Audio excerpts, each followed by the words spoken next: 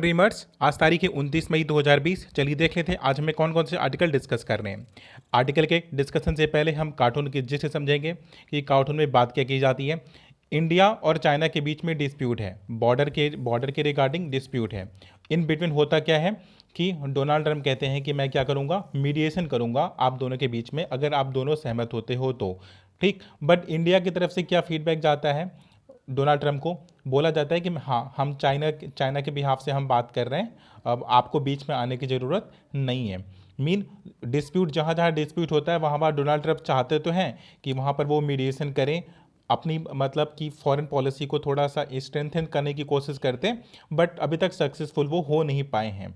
जहाँ जहाँ भी इन्होंने हाथ लगाया है, ये ईरान को झुकाने की कोशिश कर रहे थे, ईरान को झुका नहीं पाए। नॉर्थ कोरिया को झुकाने की कोशिश कर रहे थे, नॉर्थ कोरिया को झुका नहीं पाए। अफगानिस्तान से अपने ट्रूप को वापस लेके जाने की कोशिश कर रहे थे, अफगानिस्तान के इशू को वो रिजॉल्व कर नहीं पाए।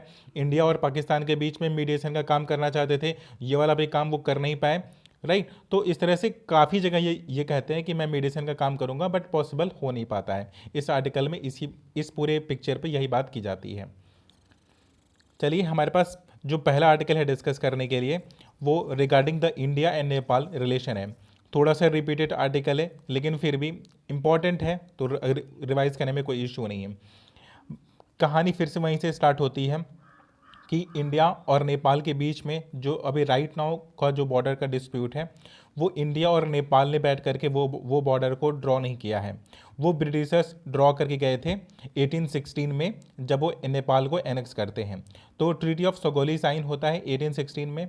बट 1816 में होता क्या है कि इस ट्रीटी ऑफ सगोली में काली नदी के जितना का ईस्टर्न वाला पार्ट था वो पूरा का पूरा नेपाल को दे दिया गया था।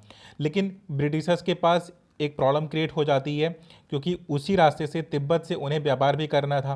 तो तिब्बत से व्यापार करने के लिए उन्होंने एक रास्ता बनाया जो कि उस नेपाल के बॉर्डर से, नेपाल की टेरिटरी से होकर के जाता था। तो ये 1857 में, उस वक्त जब डलहौजी थे, तो उस टाइम में ट्रेडिंग वगैरह के चक्कर में ऐसा किया जाता है। फिर 1879 में उसी में रिफॉर्म किया जाता है। तो प्रॉपर ये नेपाल के द्वारा भी मान लिया जाता है कि ठीक है, आप तिब्बत से व्यापार करने के लिए आप इस वाले रोड का आप प्रयोग कर सकते हो। भारत जब आज़ाद होता है तो अंग्रेज़ों के द्वारा जितनी भी टेरिटरीज एक्वायर की गई थी, वो सब भारत का हिस्सा हो जाती हैं। तो वो भारत का हिस्सा होने के बाद अब जो अंग्रेज़ों ने नेपाल के टेरिटरी को तिब्बत से ट्रेडिंग के लिए जिस रास्ते को उन्होंने प्रॉपर तरीके से एक्वायर कर लिया था, करे वो अब वो इंडिया का पार्ट बन जाता है।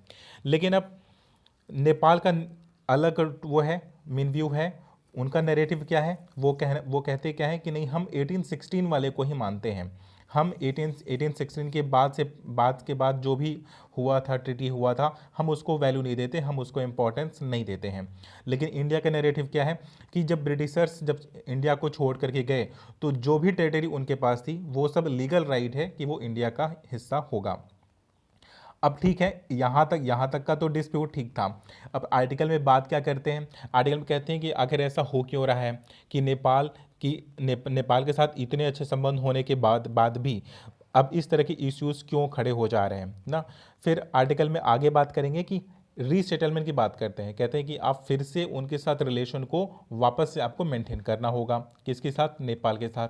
नेपाल में कुछ ऐसा यूँ होता है कि नेपाल में इसमें कम्युनिस्ट पार्टी रूल कर रही है। तो नेपालीज गवर्नमेंट इससे पहले जब वो सत्ता में आई थी, तो भी इंडिया के अगेंस्ट में वक्तव्य दे करके, स्पीच दे करके, नैरेटिव जनरेट करके ही वो पावर में आते हैं।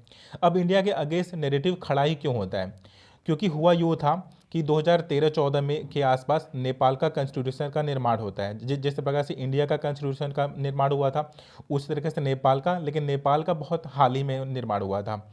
तो इंडिया के ऊपर आरोप क्या लगाया जाता है कि वह नेपाल के संविधान के निर्माण में हस्तक्षेप कर रहे थे।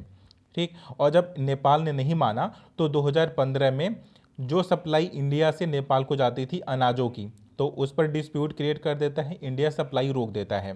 किसकी, अनाजों की। तो जो नेपाली नेशनलिस्ट लोग थे, राष्ट्रवादी लोग थे, वो कहते हैं कि ये तो इंडिया तो ज़बरदस्ती कर रहा है ना। वो लोग इसका विरोध भी जताते हैं, लेकिन इंडिया के बिहाफ से क्या था कि नहीं, ऐसा कुछ नहीं था, आपके यहाँ दंगे दंगे फसाद हो रहे थे, इसकी वजह से हमारे जो ट्रक ड्राइवर थे वो नेपाल नहीं जा रहे थे, हमने हमने उन ट्रक ड्राइवरों को रोका नहीं था कि आप अनाज वहाँ पर लेकर के ना जाओ। ये दोनों जगह का व्यू था। लेकिन हुआ यूँ कि केपी ओली करते क्या है कि इसी को पूरी तरह से एक्सप्लॉइट करते हैं, अपने नेपाली लोगों को ये बात कन्विंस कराने में सफल होते हैं कि इंडिया नेपाल के अगेंस्ट में काम करता है, इंडिया बार बार हस्तक्षेप करता रहता है। ठीक, उसी के विरोध में, उसी के अगेंस्ट में तो उससे होता क्या कि कम्युनिस्ट पार्टी सत्ता में आ जाती है, इंडिया के अगेंस्ट में स्पीच दे करके, इंडिया के अगेंस्ट में नैरेटिव जनरेट करके।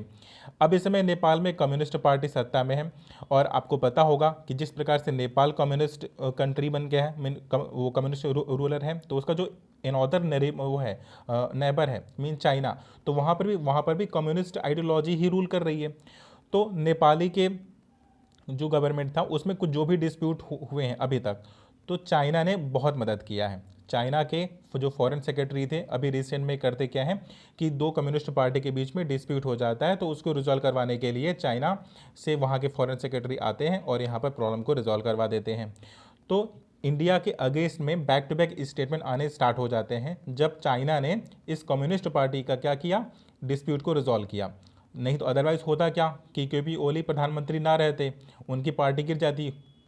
अब उनको अगर सेव किया तो केपी ओली कर क्या रहे हैं कि वो अपनी वफादारी निभा रहे हैं और एंटी मतलब नेशनलिज्म का बहाना लेकर के एंटी इंडिया के प्रोपेगेंडा को वो फैला रहे हैं। इवन वो यहाँ तक बोलते हैं कि इटली और चाइना से जो वायरस आ रहे हैं, कह रहे उससे ज़्यादा लीथल इंडिया का वायरस है। ठीक, इसमें उनका ये नैरेटिव है। अब इंडिया के रिगार्डिंग इस आर्टिकल में और क्या बात की जाएगी कि अच्छा ठीक है, अभी तक का तो जो हुआ इतना सारा कुछ हो गया, बट अभी इंडिया क्या करेगा ना। 2014 में जब प्रधानमंत्री नरेंद्र मोदी प्रधानमंत्री बनते हैं तो नेबरहुड फर्स्ट की पॉलिसी को वो इम्प्लीमेंट करते हैं, कहते हैं कि हमारे पड़ोसी प्रथम आते हैं, उसके बाद हम पूरी दुनिया को देखेंगे। तो उनकी जो पहली विजिट होती है वो नेपाल में होती है। उसके बावजूद इंडिया की फॉरेन पॉलिसी इतनी स्ट्रांग नहीं हो पाई कि वो अपने नेबरिंग कंट्रीज़ को, पहले मालदीव के साथ ऐसा केस हुआ, अभी नेपाल हुआ, जो कि इंडिया के इतना क्लोज होने के बावजूद, क्योंकि हमने किया क्या कि जब ग्राउंड लेवल पर वहाँ पर इस प्रकार के चीज़ें वो जनरेट हो रही थी, तो हमने वहाँ पर इश्यूज़ को रिजॉल्व करने की कोशिश नहीं की। हमने उसको मतलब यहाँ तक मान लिया कि अगर वहाँ की पॉलिटिकल पार्टी भी अगर इंडिया के अगेंस्ट में जाती है, बट वहाँ नेपालीज़ के लोग इंडिया के अगेंस्ट में नहीं जाएंगे, अभी भी हम ये बात मान के चल रहे थे। राइटर कहते हैं कि अभी इंडिया को वापस से कंसर्न लेना होगा और नेपाल के साथ मीन एक टेबल पर बैठ करके बात करनी होगी, ताकि ये जो बॉर्डर के डिस्प्यूट हैं, जिस प्रकार से तिब्बत आज चाइना का हिस्सा हो गया, कहीं ऐसा ना हो कि नेपाल भी चाइना का हिस्सा हो जाए और इंडिया और चाइना की टेरिटरी डायरेक्ट रूप से लग जाए। ठीक, तो ये वाला आर्टिकल डिस्कस हो गया। हमारे पास नेक्स्ट आर्टिकल है डिस्कस करने के लिए, from a standoff to a state stalemate की बात करते हैं। अब इसमें इशू कहाँ पर है, राइटर कहते हैं कि इंडिया और चाइना के बीच में इशू कहाँ पर आ रहा है। इंडिया और चाइना के बीच में इशू है एक डीबीओ रोड के रिगार्डिंग है। नहीं, दौलत बेग ओल्डी करके एक रोड का कंस्ट्रक्शन किया है इंडिया ने।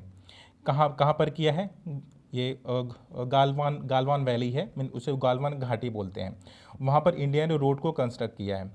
कह रहे ये वाला रोड तो 15 सालों से बन रहा था, और 15 सालों और होता क्या, एक प्रोटोकॉल क्या है कि अगर बॉर्डर पर किसी भी रोड का निर्माण होता है तो नेबरिंग के जो कमांडर होते हैं उन दोनों के बीच में बराबर वार्तालाप चलती रहती है।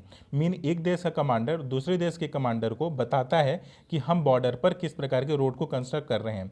तो इंडिया भी जब इस रोड को कंस्ट्रक्ट कर रहा था तो अपने जो अलाइज कंट्रीज़ के थे, लाइक चाइना के जो कमांडर थे, उनको पहले ही बोल रखा था कि हाँ हम यहाँ पर रोड का निर्माण कर रहे हैं। लेकिन अब जो निर्माण 15 साल से हो रहा था और चाइना ने ऑब्जेक्शन नहीं किया, लेकिन अचानक से चाइना का इस प्रकार से ऑब्जेक्शन को रेस करना, ये उस रोड के बारे में विरोध करना दिखाता नहीं है, ये इंगित नहीं करता कि वो इस रोड का विरोध कर रहे हैं। इसका बड़ा सीधे सीधा सा मतलब ये है कि इंडिया जो कि चाइना के अगेंस्ट में चला गया इस वुहान वायरस के रिगार्डिंग, तो चाइना क्या चाहता है, चाइना इंडिया पर प्रेशर जनरेट करने की कोशिश कर रहा है कि चाइना के अगेंस्ट में इंडिया ना जाए। क्योंकि इंडिया ने क्या किया कि ऑस्ट्रेलिया का, यूएसए का, जापान का और कनाडा का, बिकॉज क्योंकि ये कंट्रीज़ कर क्या रही हैं, ये चाइना के अगेंस्ट में व्यू दे रही हैं कि होना चाहिए, फाइव कंट्रीज़ एक साथ आ गई हैं। तो अब इन 5 कंट्रीज़ का साथ कौन दे रहा है? इंडिया दे रहा है। तो इंडिया के ऊपर चाइना प्रेशर जनरेट करना चाहता है, इसीलिए जो गोलन वैली है वहाँ पर वो अपनी मिलिट्री के डिप्लॉयमेंट को बढ़ा रहा है। अब आर्टिकल में आगे क्या बात करते हैं, कहते हैं क्या युद्ध हो सकता है क्या? नहीं। फिर राइटर कहते हैं कि नहीं, ऐसा ऐसा पॉसिबल ही नहीं है, क्योंकि जो ट्रेड डिफिसिट है, मीन इंडिया को लॉस होता है। अगर चाइना और इंडिया के बीच में अगर ट्रेडिंग होती है तो उसमें चाइना को प्रॉफिट होता है। तो अगर दोनों के बीच में लड़ाई होती है तो इसमें तो चाइना का नुकसान होगा, क्योंकि चाइना ऑलरेडी यूएसए के साथ ट्रेड वॉर लड़ रहा है। तो इसे एक जब मिडिल पावर जैसी कंट्री के साथ वह युद्ध मतलब सहन नहीं कर सकता है, और उसके लिए ये फ़ायदे का सौदा होगा भी नहीं। फिर राइटर आगे क्या कहते हैं? राइटर कहते हैं कि इससे पहले भी होता क्या है कि 1947 के बाद से, जब से चाइना ने तिब्बत पर कब्जा किया है, तब से वो अपनी लाइन ऑफ एक्चुअल कंट्रोल को वो वेस्टर्न साइड पर मूव करते रहते हैं, क्योंकि चाइना का जो वेस्टर्न वाला हिस्सा है वो इंडिया की टेरिटरी का पार्ट बन जाता है। तो इसकी वजह से चाइना क्या करता आया है कि लाइन ऑफ एक्चुअल कंट्रोल के वेस्टर्न वाले साइड पर अपनी बाउंड्री को वो एक्सटेंड करता रहता है। ये कई बार हुआ है। 2007 के बाद से दोनों की मिलिट्री आपस में एक दूसरे को देखने लगती है। मीन इससे 2007 के पहले क्या होता था कि मिलिट्री एक दूसरे को फेस ऑफ नहीं करती थी, लेकिन 2007 के बाद से 2007 में जब मानचित्र का वो होता है, एक्सचेंज होता है दो कंट्रीज़ के बीच में, तो इंडिया ऑब्जेक्शन करता है, कहता है कि आप तो यूनिलैटरली आप मानचित्र को बदल दे रहे हो, नहीं आप तो इंडिया की टेरिटरी को आप चाइना का हिस्सा बता दे रहे हो। तो 2007 के बाद से मिलिट्री की डिप्लॉयमेंट इंडो चाइना बॉर्डर के पास भी बढ़ जाती है। तब से ये वाला डिस्प्यूट चलता आ रहा है। राइटर कहते हैं कि इसके पीछे एक और कॉज हो सकता है। कहते हैं ये तो ठीक है कि वन साइड हम तो यूएसए के साइड और 5 कंट्रीज़ का हम साथ दे रहे हैं, तो हो सकता है कि इसकी वजह से चाइना हमारे ऊपर प्रेशर जनरेट करने की कोशिश कर रहा हो। लेकिन दूसरी तरफ ये भी है कि जो चाइना के वो प्रेसिडेंट हैं वो चारों तरफ से घिरे हुए हैं। मीन पूरी दुनिया उन्हें वुहान वायरस के जन्मदाता के रूप में देख रही है, उन्होंने प्रॉपर तरीके से कंट्रोल नहीं किया, वो इसके रिगार्डिंग भी फंसे हुए हैं। तो जो चाइना के लोग हैं तो उनके लीडरशिप को एक संदेह की निगाह से देख रहे हैं। तो चाइना क्या कर रहा है? चाइना एक एग्रेसिव रूप लेकर के अपने लोगों को ये बताने की कोशिश कर रहा है कि चाइना सुपर पावर है और चाइना किसी को भी डोमिनेट कर सकता है, इसलिए उनकी लीडरशिप ज़्यादा बेहतर है।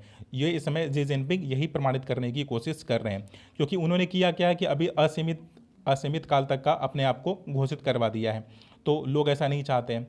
और चाइना में होता क्या है कि 5 साल या 8 साल के बाद मीन बेसिकली जिस प्रकार से हमारे यहाँ अपर हाउस लोअर हाउस चलता है, उसी प्रकार से वहाँ पर साल में केवल एक बार मीटिंग होती है 15 दिन की।